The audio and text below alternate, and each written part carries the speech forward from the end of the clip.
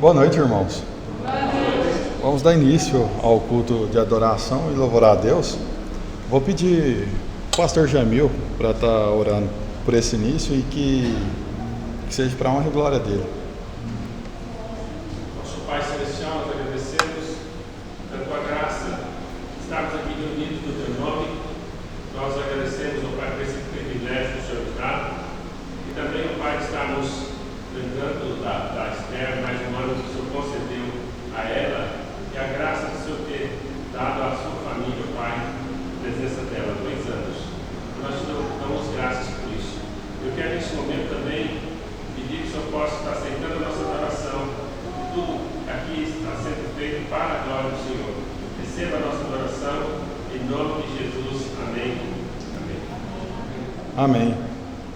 Bom, vamos dar início com o primeiro cântico, Deus da minha alma. Vou pedir aos irmãos que se coloquem de pé, para a gente estar cantando firme, forte.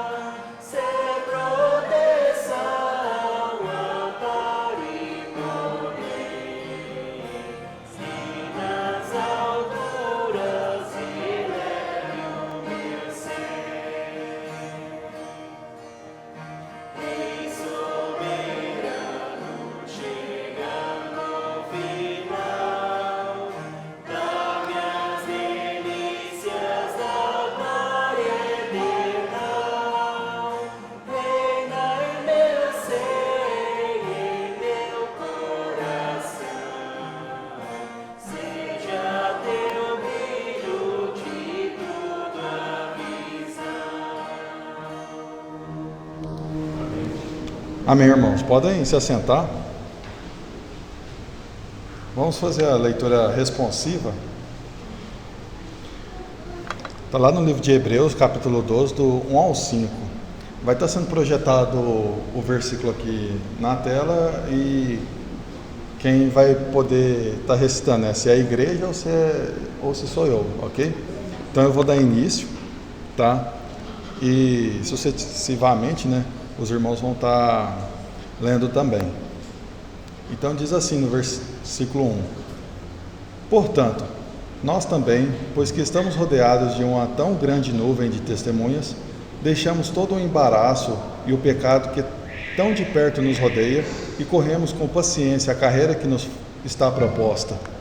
Olhando para Jesus, autor e consumador da fé, o qual, pelo gozo que lhe estava proposto, suportou a cruz, desprezando a afronta, e assentou-se à destra do trono de Deus. Considerai, pois, aquele que suportou tais contradições dos pecadores contra si mesmo, para que não enfraqueçais, desfalecendo em vossos ânimos. Ainda não resististes até o sangue, combatendo com o pecado. E já vos esquecestes da exortação que argumenta convosco como filhos. Filho meu, não despreze a correção do Senhor, e não desmaies quando por ele for repreendido. Amém? Tá bom. Continuando, vamos cantar também Jesus meu guia, 70 do Voz de Melodia.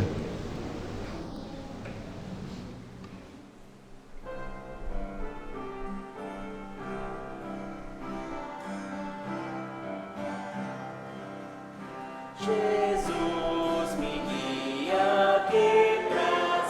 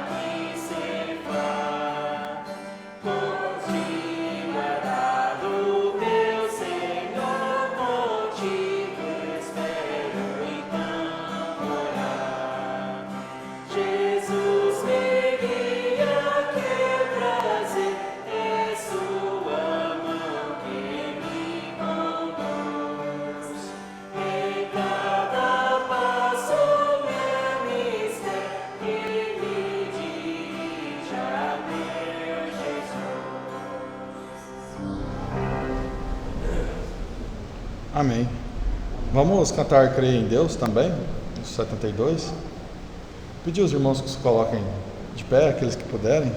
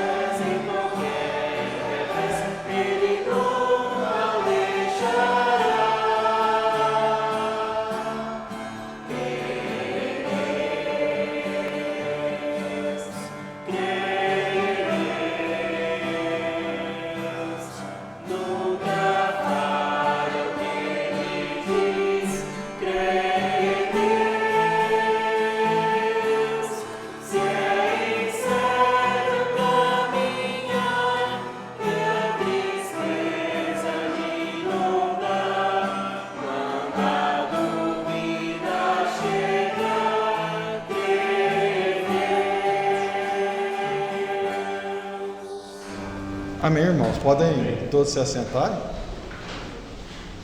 Sejam bem-vindos, ainda mais os visitantes que provêm do irmão Alexandre, mais da irmã Fernanda. Sintam-se à vontade. É com prazer que a gente se dispõe a servir vocês e que hoje à noite seja especial para vocês, tanto no quesito de aprender um pouco mais, né, a respeito de Deus, do nosso Mestre, Jesus Cristo, e que vocês também possam celebrar, né, com alegria mais um ano de vida da Estherzinha. Seguindo para a parte de avisos, nessa próxima quarta-feira a gente vai ter o culto de oração, começa às 7h30. Sábado a gente vai ter o início do Confrajovens do ano, que vai começar aqui na nossa igreja, tá? Vai ser às 7 horas. Então fiquem atentos, tanto os adolescentes quanto os jovens.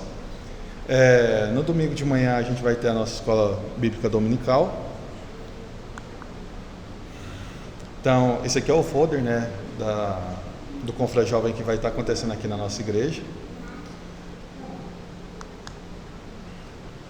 A gente também tem o acampamento, que vai acontecer dia 1º a 4 de março, lá na Chácara Bonança.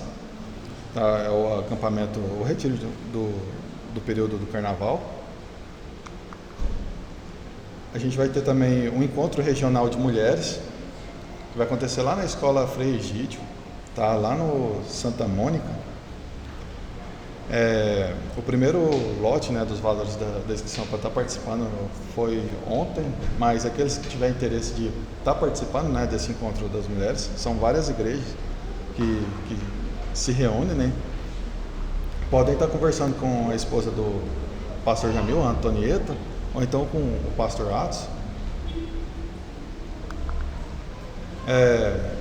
A gente também vai ter o primeiro encontro do ano de casais, que vai acontecer aí o primeiro dia 15 de março, tá?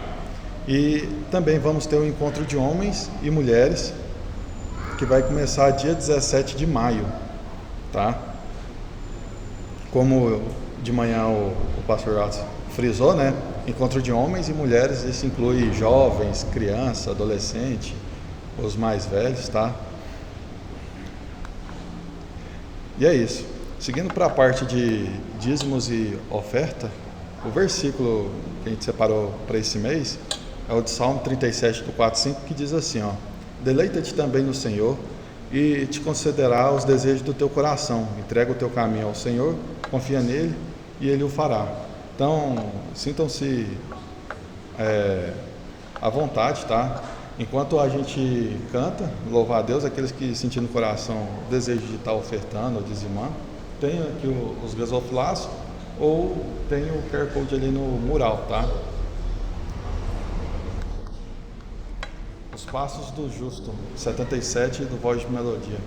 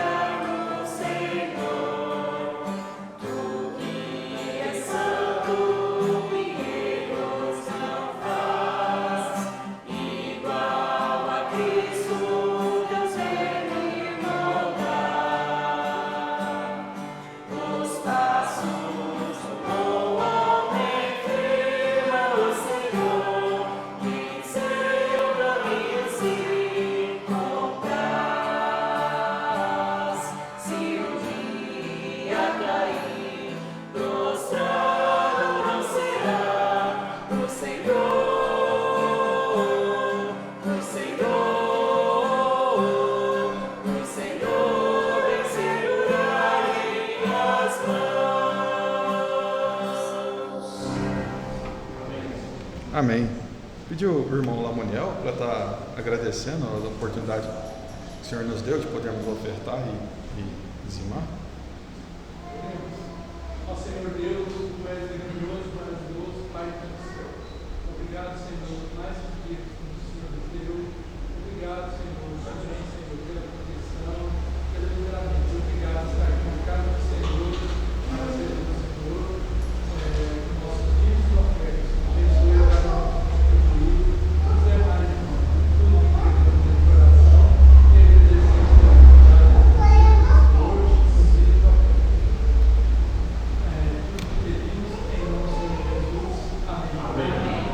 Amém. Bom, a gente tem aqui o versículo do mês. Para os visitantes, só entender o contexto, a nossa igreja está tentando cativar uns aos outros, né? A estar decorando mais versículos, né? Colecionando mais versículos na nossa memória. E todo mês a gente seleciona um versículo e a gente tenta se ajudar aí para estar fazendo, para guardar, né, no nosso coração cada versículo que é apresentado. Então, vamos ensaiar aqui a primeira vez. Aí eu vou tampar a tela. Se alguém quiser arriscar a recitar ele, né, de cor, pode ficar à vontade, tá? Então, vamos à primeira vez? Romanos 8:33. Quem tentará acusação contra os escolhidos de Deus? É Deus quem nos justifica. Romanos 8:33. É simples, né? Bom, a maioria dos irmãos aqui já decorou esse versículo. Vamos recitar todo mundo junto, agora sem ver o slide, tá? Romanos 8:33. Quem tentará acusação contra os escolhidos de Deus? É Deus quem nos justifica. Romanos 8:33. Aí sim, hein? Não tinha ninguém colando não, né? Bom, alguém quer se arriscar? Aqueles que ainda não recitaram ele? Falar de cor? Vocês falaram?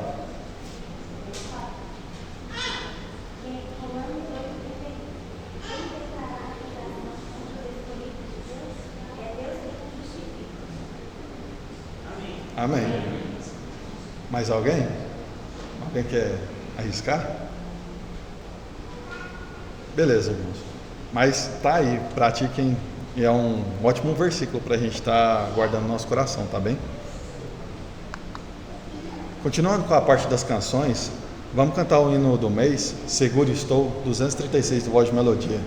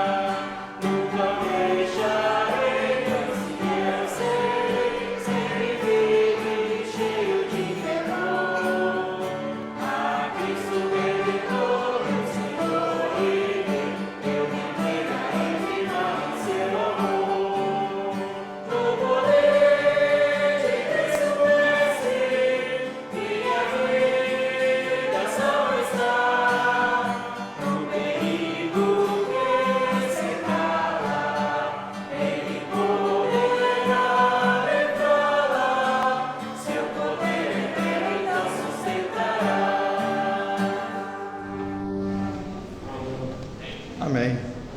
As crianças já vão sair? Ok. Obrigado, instrumentistas. Então, eu convido aqui o pastor Jamil para estar nos entregando a mensagem.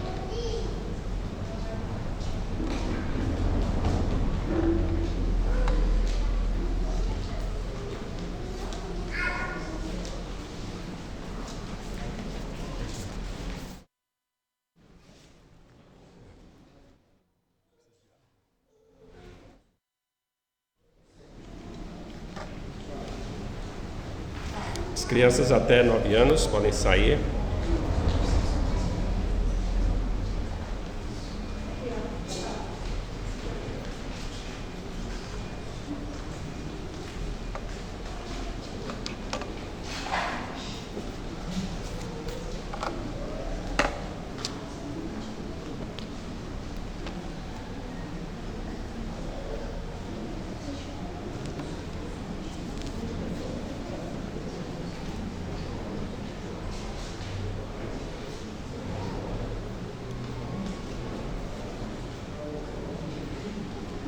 Eu convido que nós leiamos Romanos 8:32. Romanos 8:32.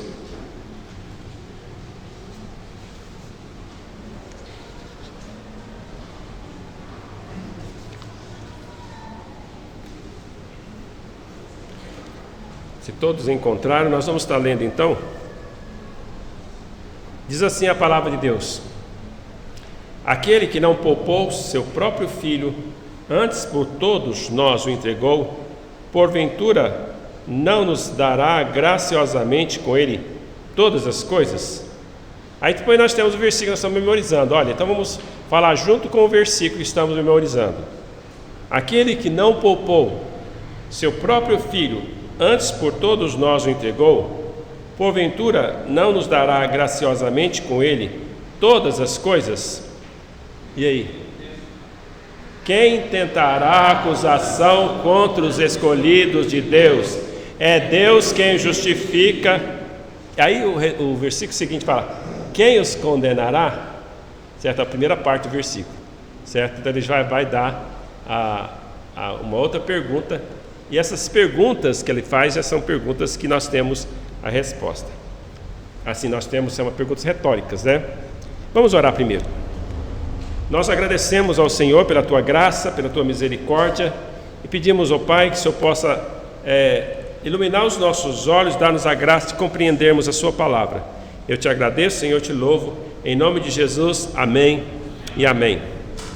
Vocês observam que quem recebeu a apostila, que eu coloquei aqui esse versículo em 4 versões, para vocês verem que não há uma diferença não há diferença entre elas.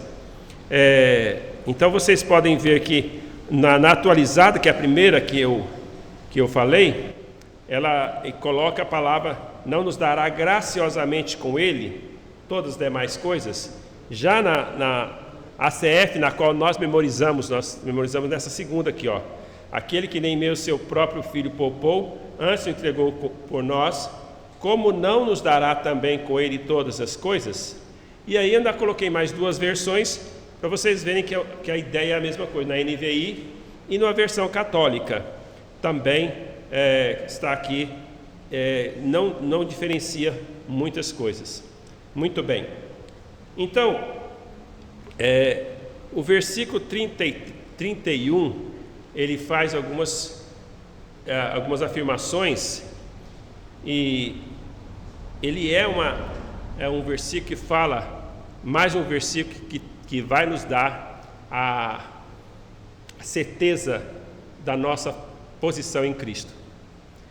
O objetivo de Romanos capítulo 8 é realmente falar para nós que eu posso estar seguro em Cristo, que eu posso ter certeza da minha salvação, eu posso ter segurança da minha salvação, eu posso dizer que eu sou salvo. E ele vai nos falar várias coisas pelas quais nós podemos afirmar isso. Então, quando ele chega aqui no versículo, ele chega aqui no ápice, né? Então, o desafio dessa doutrina, que chamamos a doutrina da perseverança dos santos, certo? É o seguinte: quem é que vai dizer, bom, eu tenho fé hoje? Quem garante que você vai ter fé amanhã? Será que se você vai ter fé amanhã, será que você pode não ter mais fé? Certo? Alguém pode chegar em você e te acusar? Deus pode mudar de ideia? E ele responde todas essas coisas aqui em Romanos capítulo 8. certo? Quais as garantias que Ele nos dá, certo? Nós vimos várias coisas, certo? Por exemplo, a habitação do Espírito, certo? O Espírito Santo habita naqueles que nele crê, certo? Aqueles que já creram no Senhor Jesus Cristo como Senhor Salvador. O Espírito Santo, quem é o Espírito Santo? É a terceira pessoa da Trindade. Então a terceira pessoa da Trindade, que é Deus, habita em todo aquele que crê. Se Deus habita em nós, certo? E se o próprio Deus habita em nós, Ele fala que o Espírito Santo é o penhor da nossa herança. Penhor, então, é a garantia. Então, se você vai dar um penhor para alguém, você vai pegar um dinheiro no banco, mas você tem alguma coisa valiosa para você pegar com juros mais baixos, então você penhora alguma coisa e você consegue os juros mais baixos. Só que se você não pagar, o banco não sofre nenhum risco zero, porque ele já tem algo que é mais valioso do que aquilo que você pegou. Então por isso que eles vão te dar por um juro mais barato. A Bíblia fala que o Espírito Santo é o penhor da nossa herança. Deus não somente falou para nós, mas Ele nos deu algo que penhorou. Não foi só a sua palavra que Ele firmou a sua palavra já era suficiente. Ele disse para nós que aquele que nele crê tem a vida eterna. Cristo morreu pelos nossos pecados. Então, isso seria suficiente. João 5,24 fala: quem ouve, em verdade, quem ouve a minha palavra e crê naquele que me enviou, tem a vida eterna, não entra em juízo, mas passou da morte para a vida. Então ele firma isso em toda a sua palavra. A palavra de Deus seria suficiente, porque Ele é Deus, Deus não mente, Deus é justo, Deus é reto, Ele não pode mentir. Mas como se isso não bastasse, Ele ainda deu para nós uma garantia, que é a própria Espírito de Deus habitando naquele que nele crê. Então isso é algo que Ele quer que nós tenhamos essa certeza. E agora, o argumento do apóstolo nesse ponto, ele usa o seguinte: ele fala de uma coisa valiosa para dizer para nós: se Deus não poupou o seu próprio Filho, como não nos dará graciosamente, juntamente com Ele, todas as demais coisas? Ou seja, se Ele deu aquilo que é de maior valor, como é que Ele não vai dar aquilo que é de menor valor? Então, aquilo que é maior, Ele deu. E nós vamos estar estudando aqui essa questão desses versículos. Então, na verdade, nós temos aqui um versículo e temos mais um desafio lançado pelo apóstolo. Haveria algum perigo de que o amor de Deus diminua, ou entre em declínio, ou desapareça de vez? Se houvesse alguma possibilidade na mudança de Deus, estaríamos em perigo. Nós estudamos de manhã, sobre os atributos de Deus, e vimos um dos atributos de Deus, que Ele é imutável. E isso é muito importante para nós entendermos que a sua imutabilidade nos dá a garantia de que Ele não muda. Ele não muda aquilo que Ele promete, Ele é imutável nas suas promessas, Ele é imutável no seu ser, naquilo que Ele é. Então nós podemos estar confiantes nele. Então, na verdade, então, esse versículo, ele é então um argumento, e ao mesmo tempo é uma das mais grandiosas declarações da doutrina da expiação. Porque ele está falando aqui, dentro desse versículo, nós falamos assim: não poupou seu filho, antes o entregou por nós. Está falando que Ele entregou o seu filho, e aqui está falando entregou para ser morto, sacrificado. É a doutrina da expiação. Então vamos ver o argumento geral. Primeiramente, então, vamos pensar aqui do método do apóstolo Paulo. Então ele começa com proposição maior para uma menor. Ele já usou esse método dele em outras passagens. Veja bem, Em Romanos, capítulo 5, verso 8, 9 e 10, ele usou o seguinte: mas Deus prova seu próprio amor para conosco pelo fato de ter Cristo morrido por nós, sendo nós ainda pecadores. Então ele fala assim, Deus nos ama, tá aí, ele não somente nos ama, mas ele prova que ele nos ama. Então Deus prova que nos ama, como? Pelo fato de ter Cristo morrido por nós, sendo nós ainda pecadores. E aí ele usa o mesmo argumento: logo, muito mais agora, sendo justificados pelo seu sangue, seremos salvos da sua ira. Então o que ele está dizendo, o que ele está querendo falar aqui é o seguinte: a prova que Deus nos ama é que o fato de ter Cristo morrido por nós. Então nós podemos dizer o seguinte: existe alguma coisa no qual nós podemos nos firmar, é o fato, a realidade da morte do Senhor Jesus Cristo, certo? Veja o versículo 10. Porque se nós, quando inimigos, fomos reconciliados com Deus, mediante a morte de seu Filho, muito mais já reconciliados, seremos salvos da sua ira. Então o argumento dele é o mesmo que ele está usando aqui no nosso versículo, certo? Ele disse, olha, a prova é que Deus deu o seu Filho, o fato é que Cristo morreu pelos nossos pecados. Se ele morreu, então nós vamos ser justificados. Se ele já pagou o preço dos seus pecados, dos meus pecados, então a consequência disso é que ele vai me justificar. E essa palavra justificação, ele tem um cunho jurídico, ou seja, Deus justifica, ele declara nós justos. É uma declaração de Deus que somos justos diante de Deus. Lembra do versículo 30 que nós mencionamos aqui do Romanos 8, né? Lá começa assim, olha: aquele que nos conheceu de antemão, nos predestinou para sermos conformes à imagem do seu Filho, e aquele que ele predestinou, esse também chamou, e aos que chamou, a esse também justificou, e aos que justificou, a esse também glorificou. Então essa palavra justificação, ela aparece várias vezes. Justificação é um ato de Deus, é algo que Deus faz. Ele me declara justo mediante ao que Cristo fez, não mediante as minhas ações. Porque se ele fosse olhar para alguma coisa que eu fiz ou aquilo que eu continuo fazendo, ninguém jamais seria declarado justo, porque ninguém é justo diante de Deus no sentido das suas próprias justiças, certo? E o grande problema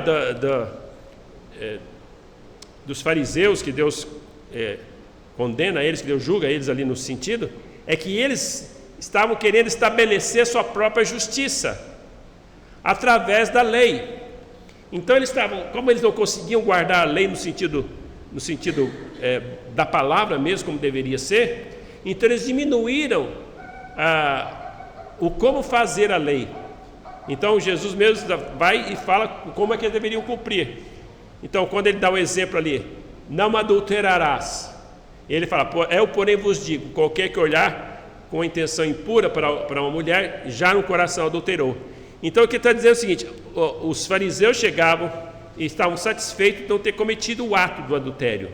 Mas Jesus falou assim, não, se você cobiçou, você quebrou a lei, porque a cobiçar é o 10º mandamento. Então, ele não quebrou o mandamento do adultério, propriamente dito, mas no coração ele já adulterou, porque ele cobiçou, ele desejou, ele quis, ele só não teve a oportunidade, ele só não teve a chance. Mas se ele tivesse a oportunidade, provavelmente ele faria aquilo que ele desejou. Muito bem, então esse Deus maravilhoso, ele que tem que nos justificar, porque nós não temos justiça própria. Então ele nos declara justo, só ele mesmo. No início desse versículo tem uma palavra aqui que em todas essas versões que nós falamos aqui, ela não está muito clara, ela está subentendida, que é o portanto. Aqui é uma conclusão que ele está fazendo do que ele tinha dito antes. Portanto, ou certamente. Então o amor de Deus por nós não pode por nós, não pode ser diminuído nem aumentado, porque Deus é amor. Então Deus baseia-se na certeza da nossa salvação, é baseado nos fatos históricos. Cristo morreu e ressuscitou. Então é a única religião que depende de algum fato histórico. Ou seja, como que eu sei que Deus me salvou? Porque Deus, na história, Ele chegou um dia, veio, mandou seu filho nasceu, viveu realmente aqui entre nós, por isso que ele é chamado Emmanuel, Deus conosco, certo? Então ele viveu aqui durante 33 anos, e ele cumpriu a lei por nós. Então ele fez tudo aquilo que eu deveria fazer e não fiz, ele cumpriu a lei por nós. E mais ainda, então sendo justo, certo? Também a Bíblia fala assim, ele é justo e justificador daquele que crê. Então ele, sendo justo, ele pôde ser o sacrifício perfeito de Deus no lugar do pecador. Deus, nós somos, a raça humana somos um grupo, somos uma raça de condenados. Todos estamos condenados. Todos merecemos a condenação eterna. Mas Deus, pelo grande amor com que nos amou, enviou seu Filho unigênito. Ele é o único meio de salvação. Então, se você rejeita o Senhor Jesus Cristo como seu único e todo suficiente Salvador, não há outro meio de salvação. Você pode buscar nas religiões, você pode buscar em outras coisas, mas no final você vai ver que não existe. E infelizmente, às vezes no final pode ser talvez na eternidade. Aí você vai ver que não tem mais, porque você rejeitou. Eu espero que você não vai rejeitar, né? Espero que a pessoa rejeitou o único meio de salvação. E as Escrituras é bem clara, Atos 4:12 fala assim: pois não há nenhum outro nome dado entre os homens pelo qual importa que sejamos salvos. Esse nome é o Senhor, é só no nome do Senhor Jesus Cristo. Então, para que ele pudesse ser o Salvador, então ele teve que vir aqui, neste mundo. Ele teve que viver aqui neste mundo, cumprindo a lei que nós não cumprimos, porque ele cumpriu por nós. E também sofrendo a condenação que eu e você merecíamos. Porque nós estávamos condenados, ele foi condenado por nós. Em Gálatas 4:4, vindo a plenitude dos tempos, Deus enviou seu Filho, nascido de mulher, nascido sob a lei. Então lembra que nós falamos aqui, nascido debaixo da lei, de modo que ele então teve que cumprir a lei, e a lei perfeita, de forma perfeita ele cumpriu. Nenhum de nós, nenhum homem, toda a história, por mais justo que seja, consegue ou conseguiu cumprir a lei. Mesmo aqueles homens que são citados nas Escrituras, mais santos que eles sejam, nenhum deles ficou sem cometer um pecado.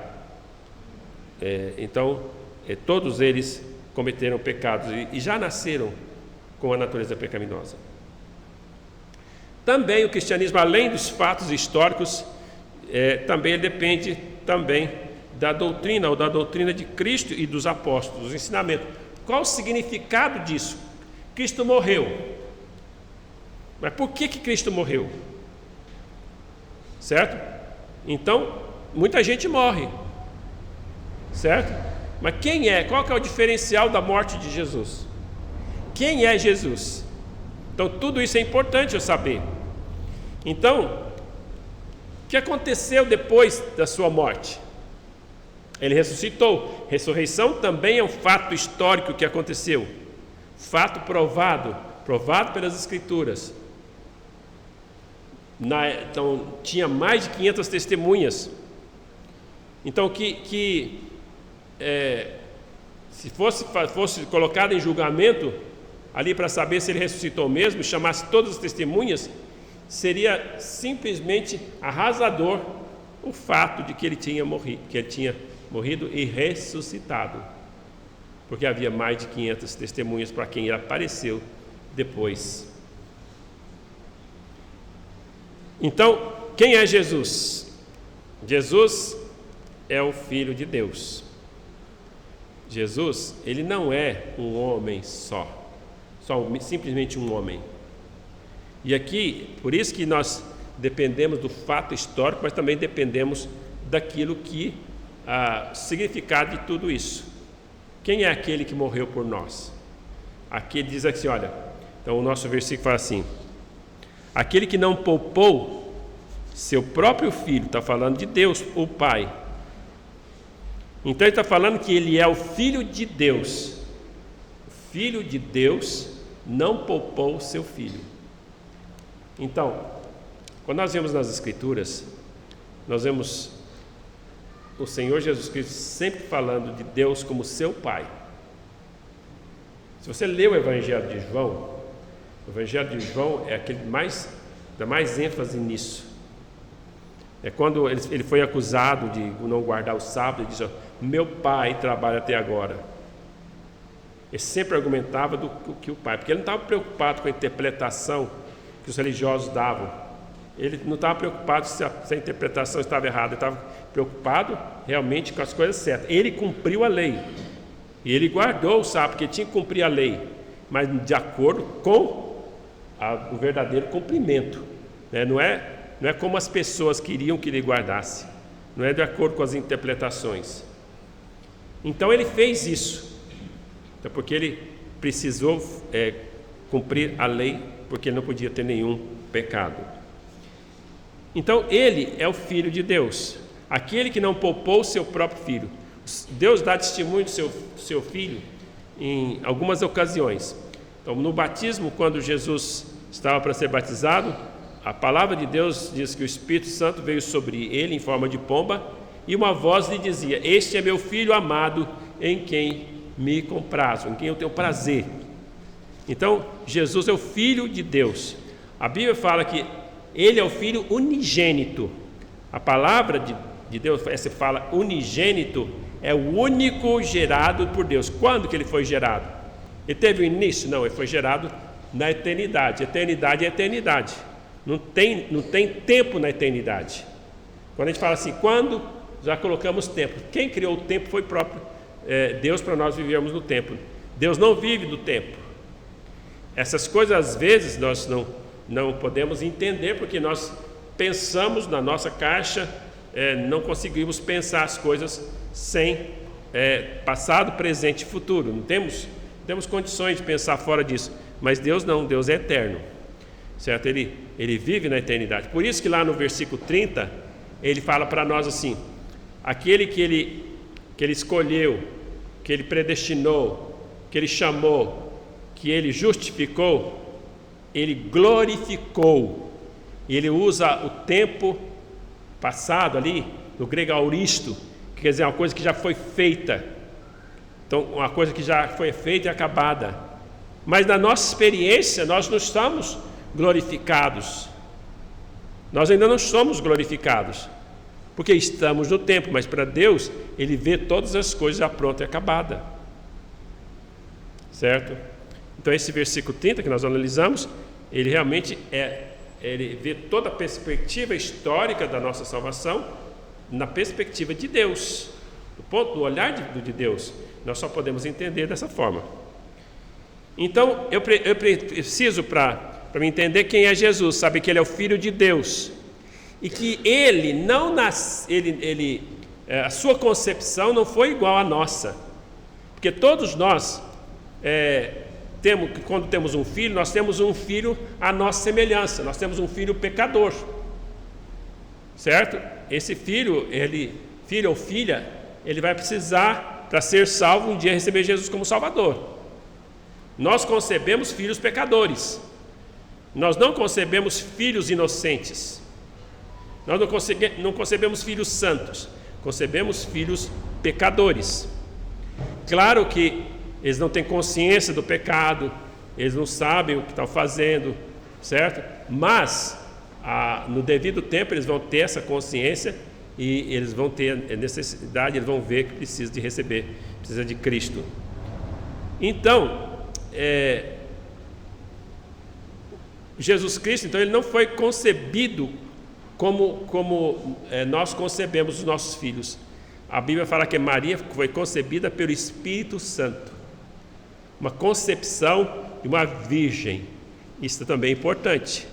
Ou seja, uma virgem, uma pessoa que nunca conheceu homem nenhum, ficou grávida, certo? Isso é fato também, mas é um fato que nós falamos, isso vai ser impossível, tá? Talvez hoje nem tanto, né? Mas pela inseminação artificial, mas quando você faz isso já dá problema ali. Então, mas não é a mesma coisa. Mas no caso ali, ele foi concebido pelo Espírito Santo, porque Jesus, ele é o Filho Santo de Deus, ele é o Deus Emanuel. Então, veja bem, Deus conosco. Então, o homem perfeito, o homem sem pecado, ele não tinha natureza pecaminosa e ele também não cometeu pecado, mas o seu corpo era um corpo à semelhança da carne pecaminosa, era igualzinho ao nosso, inclusive com os mesmos sentimentos. Ele sentia tristeza, ele sentia angústia, e ele podia morrer, como morreu. Corria sangue nas suas veias. Então havia a possibilidade dele morrer como ele morreu, certo? Ele sofreu, morreu. Então seu corpo era semelhante ao nosso corpo. Então isso aconteceu. Então Jesus Cristo então é o Filho de Deus, santo, justo. Sua concepção é importante. Então o Filho de Deus encarnou, quer dizer, ele se tornou carne e habitou entre nós, certo? O Filho de Deus santo, sem pecado, não cometeu pecado e fez a obra na cruz do Calvário. E o que aconteceu na cruz do Calvário? Foi a ação de Deus? Aquele que não poupou, se refere a Deus. Ele não poupou o seu Filho. Então, está se referindo a Deus o Pai. A crucificação e morte de Cristo não foi única e exclusivamente a ação dos homens. Então veja, muitas pessoas falam assim, não, foi os homens que foram responsáveis, os homens que mataram Jesus. Tudo bem, foi mesmo. Mas eles só fizeram isso porque eles estavam realmente cumprindo a profecia ou cumprindo a predeterminação. Porque Deus é soberano, a qualquer momento ele poderia, se ele não se submetesse voluntariamente à morte, ele poderia acabar com aquilo. Ele poderia mandar uma legião de anjos e acabava com aquilo que os homens estavam fazendo.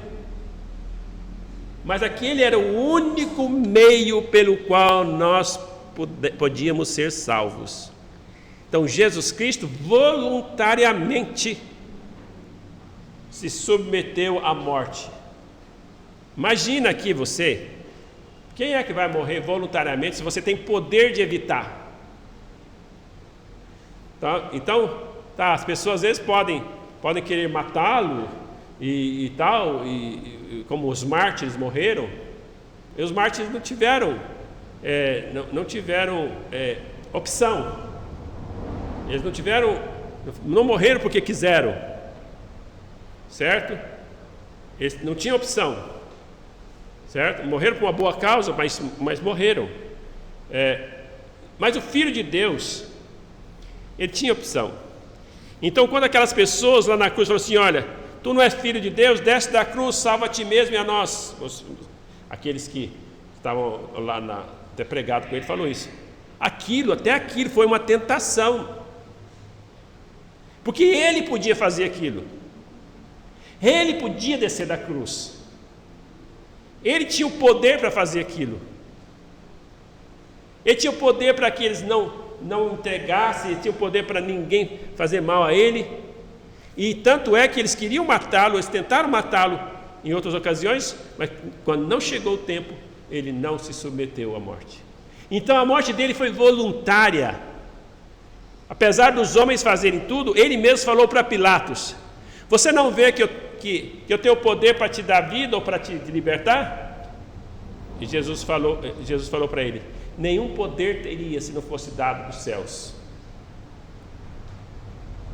Foi o poder dele, que ele representava ali o Império Romano, que realmente entregou para ser condenado, porque os judeus não poderiam matar ninguém, eles não tinham autorização do Império Romano para declarar e matar ninguém.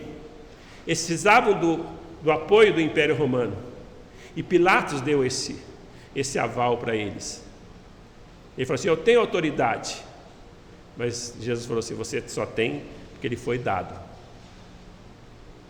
E Jesus ele tinha o poder para não morrer, mas Deus prova seu próprio amor para conosco pelo fato de ter Cristo morrido por nós, sendo nós ainda pecadores. Então ele não poupou seu filho, Deus não poupou. Agora então, esse é o ponto de vista do filho. Do ponto de vista do pai, ele o entregou. Então veja, que ali o sacrifício não foi só do filho, o sacrifício foi do pai. Imagina você que é pai, certo? Você ter que entregar seu filho para ser morto, certo? Em causa para salvar outras pessoas. Conta-se uma história, de que um homem que trabalhava nessas pontes que levava, um dia seu filho foi visitá-lo e ele entrou naquelas engrenagens lá, caiu lá, e estava vindo um trem que ele tinha que abaixar a ponte, e ele teve que escolher em termos de segundos, ali em termos de minutos. Não tinha tempo dele salvar seu filho. Ele teve que escolher: ou salvava o filho ou salvava todas aquelas pessoas que estavam no trem. Então a história conta que ele então escolheu salvar várias pessoas. Então esse não poupou o seu filho. Esse é o sentido aqui. Então o sacrifício foi também do pai. Então todos nós que somos pai sabemos o que é isso, certo? Sabemos o que é realmente a tristeza de ver um filho, aqueles que talvez passaram por essa terrível experiência de ter um filho que morreu antes de você, certo? Talvez se você não teve essa experiência, graças a Deus, espero que nunca tenha, mas aqueles que têm falam que é a dor mais terrível que existe. Então, meus irmãos, o sacrifício foi do filho, que entregou-se voluntariamente, e o sacrifício foi do pai, que o entregou. E um filho não é um filho como nós, rebeldes, tal. Não, é um filho amado, que ele tinha prazer, que nunca cometeu pecado, que sempre estava fazendo o que ele queria. O filho unigênito, o que ele realmente tinha comunhão com ele desde a eternidade, certo? Então alguns falam: Deus aprendeu a amar conosco. Não, ele já amava o filho desde a eternidade. Ele já tinha essa relação de amor com o pai e com o filho. Veja que Isaías fala, a profecia da morte do Senhor Jesus Cristo. Diz assim, Isaías 53, 4 a 6. Certamente Ele tomou sobre si as nossas enfermidades e as nossas dores levou sobre si. E nós o reputamos aflito, ferido de Deus e oprimido. Mas Ele foi traspassado pelas nossas transgressões, moído pelas nossas iniquidades. O castigo que nos traz a paz estava sobre Ele, pelas suas pisaduras fomos sarados. Todos nós andávamos agarrados como ovelhas, cada um se desviava pelo caminho, mas o Senhor fez cair sobre ele a iniquidade de nós todos. Então veja, o Senhor fez cair sobre ele a iniquidade de nós todos. Então vamos ver o que aconteceu aqui. Não foi a morte de Jesus que aconteceu somente ali, Se não foi quando vocês veem Jesus ali no Getsemane, né, ele orando a Deus, pedindo, Pai, se possível, passa de mim este cálice. Passa de mim este cálice. Estava realmente orando. Se for possível, me livra dessa missão que ele tinha. Mas ele falava, contudo, não faço o que eu quero, mas o que tu queres. Veja, ele como homem sabia o que estava para acontecer, mas ele tinha medo da morte? Será que o Filho de Deus... Quantos homens não morrem assim, heroicamente, às vezes sem medo da morte, não é? Será que o Filho de Deus teria medo da morte? Não, estava para acontecer algo pior do que a morte. Ele estava para receber o pecado de nós todos, o pecado daqueles que iriam crer nele, o pecado daquelas pessoas que ele iria salvar. Então, estava para cair sobre ele. Estava lá em Colossenses, fala que foi o escrito de dívida que constava, que era contra nós. Foi que ele tirou esse escrito de dívida que era contra nós e cravou na cruz. Então a nossa dívida foi cravado na cruz. A dívida que eu tinha para com Deus foi cravada na cruz. A dívida que você tinha para com Deus foi cravada na cruz. Ele recebeu sobre si os meus pecados e os seus. Então, quando ele recebeu os nossos pecados, o que aconteceu? A ira de Deus caiu sobre ele. Veja, a mão de Deus foi contra ele, porque a ira de Deus caiu sobre o seu filho, porque ali estava sendo condenado os nossos pecados.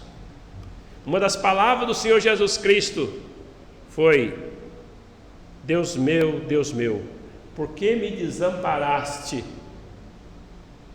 Estas palavras revelam que o Senhor Jesus Cristo, naquele momento, sentiu-se separado do Pai.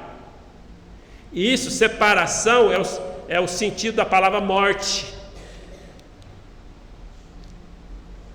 A morte não é só a morte física, a morte espiritual. O Senhor Jesus Cristo, realmente, naquele momento, ele que tinha comunhão eterna com Deus, naquele momento, então, ele sentiu-se separado, não é completamente longe de Deus, porque a ira de Deus caiu sobre ele.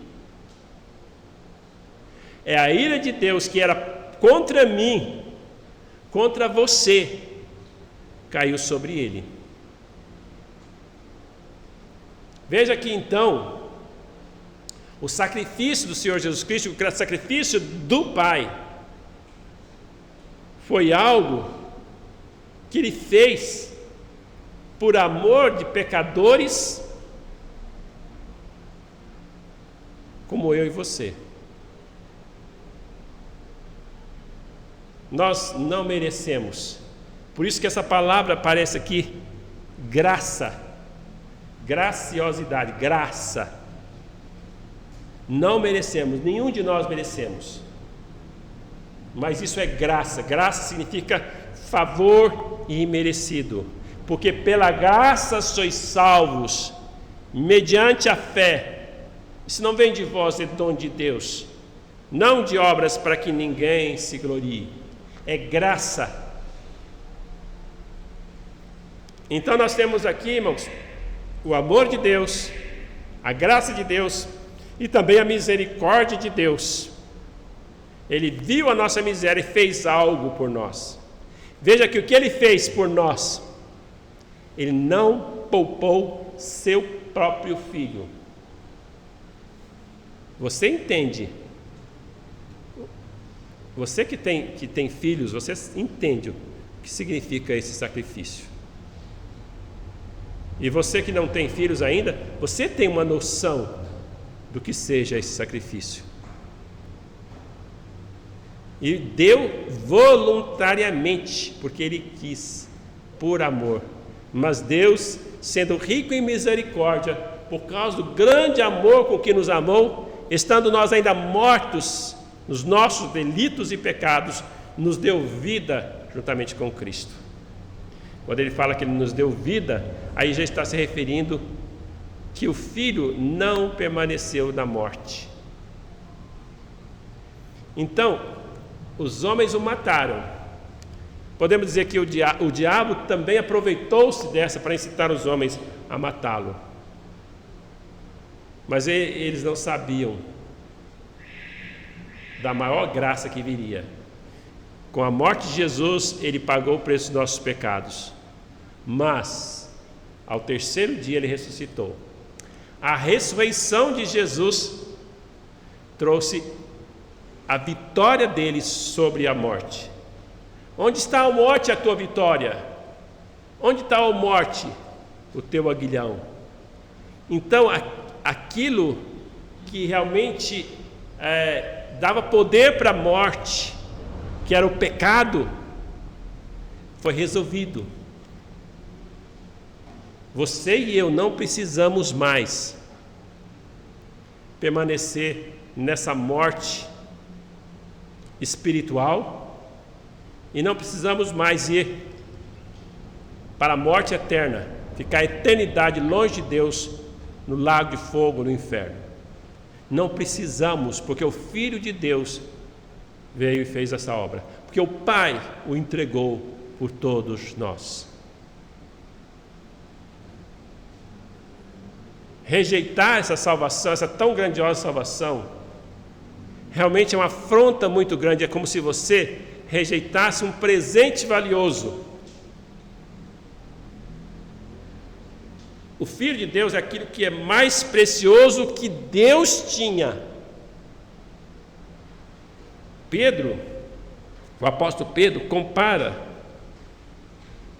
isso com prata e ouro. Ele fala assim: não foi com prata ou ouro que foste resgatado do vosso fútil maneira de pensar, mas pelo precioso sangue, como de um cordeiro sem defeito, sem mácula, nem ruga, etc. e tal. E aí ele começa a dizer, então, olha, o preço, o sangue de Jesus derramado, teve muito mais validade, valeu muito mais do que prata ou ouro. Nenhuma prata, nem o ouro poderia comprar a salvação. Nem mesmo Salomão, em toda a sua glória, em todas as riquezas que ele tinha, talvez ele seja, de todos os tempos, talvez o homem mais rico do mundo que já existiu. Ninguém dos homens hoje que são bilionários pode dizer que se comparou com Salomão. A Bíblia fala que no seu tempo a prata era como seixo, era como pedra.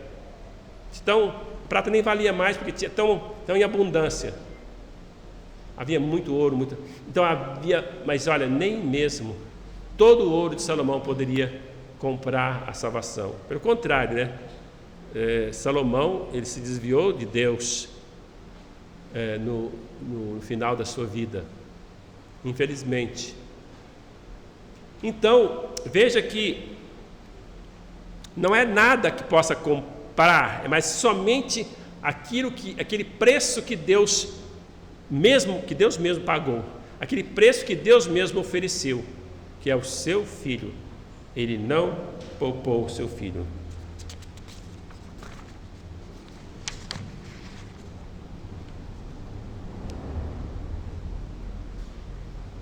Então, seu próprio Filho.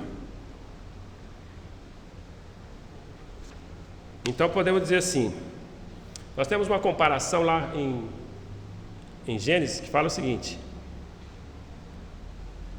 quando Deus pede para Abraão,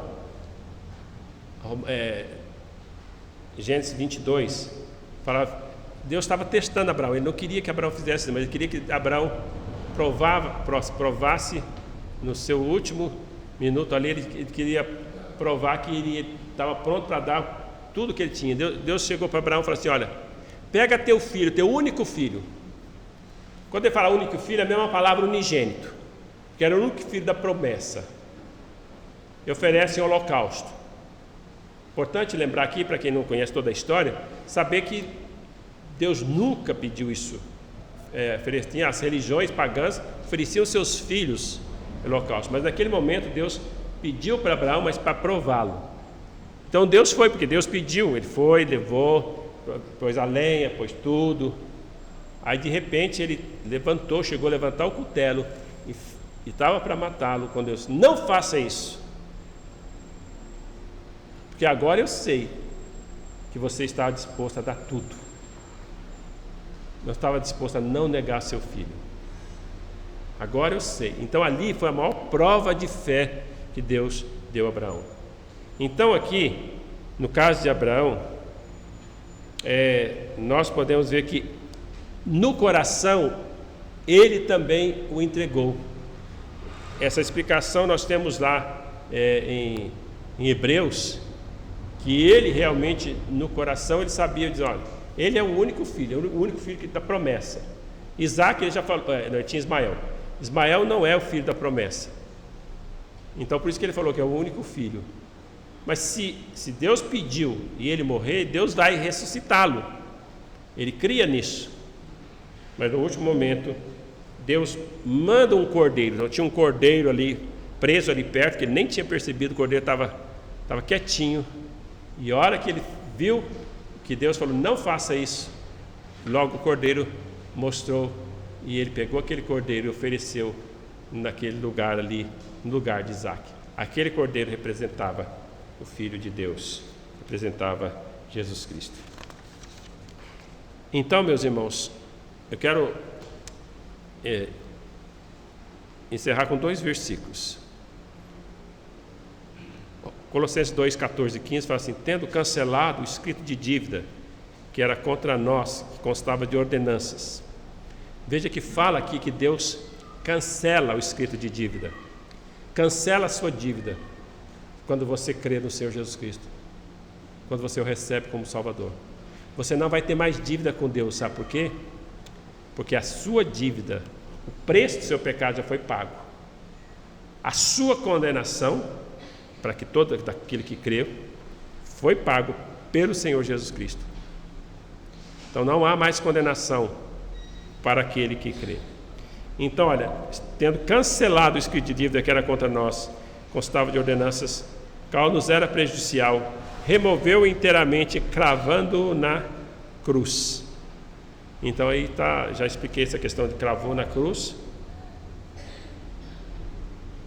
Em Lucas, do 22 é o outro versículo, ele diz: ele por sua vez se afastou acerca de um tiro de pedra e de joelhos orava, dizendo: Pai, se queres, passa de mim este cálice.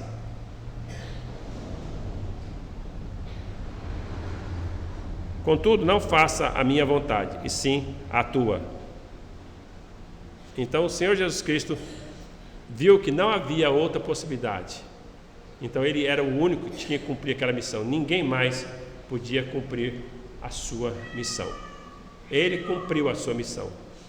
Agora, o que você tem que fazer é crer nele como o único e todo suficiente Salvador. Amém? Obrigado, Senhor, pela tua palavra. Eu agradeço, Senhor, por esses momentos que passamos aqui. Eu te louvo, Senhor, em nome santo do Senhor e Salvador Jesus Cristo. Amém e amém. Então nós temos hoje agora, né? Então nós vamos ter a ação de graças, né, em favor da Esther, completando mais um ano de vida. E lá a gente vai estar orando mais, né? Ou pode orar aqui, Alexandre? Ok. Então eu vou orar aqui, se quiser que eu ore lá, a gente ora também, né? Então vamos fazer o seguinte. Você pode entender o que é o sacrifício do Senhor Jesus Cristo e como que Deus fez para nos salvar. Esse seria o maior presente que você pode dar, que você pode receber, e que os pais podem estar fazendo com a Esther, que é levando o Senhor Jesus Cristo para com ela, assim que ela tiver compreensão, né? 2 anos ainda é muito novinha ainda. A melhor coisa que ela vai, o maior presente que ela vai receber é o dia que ela crê no Senhor Jesus Cristo como Salvador. Não tem maior presente na vida do que isso. certo? Não tem ouro, prata que possa realmente mais valioso do que o seu Filho Jesus Cristo, recebê-lo como Salvador. Então vamos orar. Obrigado, Senhor, pela tua graça, muito obrigado pela tua misericórdia. Eu peço, Senhor, que o Senhor possa estar falando agora no coração de cada pessoa que ouviu a palavra do Senhor. Pedimos que o Senhor dê a graça, que o teu Evangelho fale no coração de cada pessoa aqui, e também, ó Pai, no futuro bem mais próximo, ó Pai, numa mais tenra idade, o Senhor dê a graça, tanto da Esther como também de outras crianças, dos pais que estão aqui, que tenham crianças pequenas, ou que têm filhos que ainda não creram no Senhor Jesus Cristo, que possam crer e confiar no Senhor Jesus Cristo como o único de todos os Cristo Salvador. E se há pessoas aqui que não são salvas ainda, mesmo adultos, o Senhor possa dar a eles a graça também de receber Jesus e crer no Senhor Jesus e serem salvos. Eu te agradeço, Senhor, em nome santo do Senhor Salvador Jesus Cristo. Amém e amém.